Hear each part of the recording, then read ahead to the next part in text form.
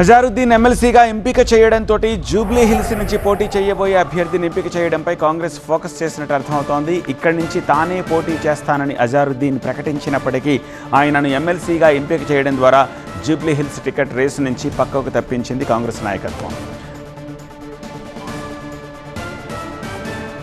BC నినాదంతో ముందుకెళ్తోన్న Congress Jubilee హిల్స్లోనూ BC వర్గానికి చెందిన వారికి అవకాశం ఇవ్వాలనే యోచనలో ఉన్నట్టు తెలుస్తోంది.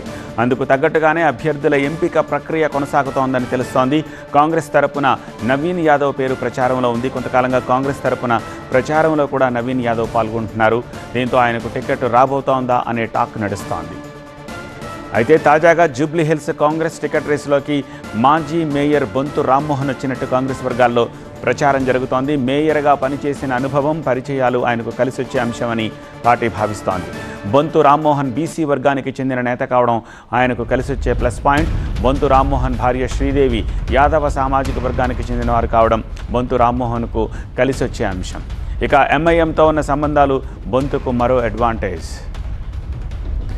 నవీన్ యాదవ్ బొంతు రామ్మోహన్ కాకపోతే ఖైరతాబాద్ ఎమ్మెల్యే దానం నాగేందర్ను బరిలోకి దించే అంశాన్ని కూడా కాంగ్రెస్ పరిశీలిస్తోందనే ప్రచారం జరుగుతోంది.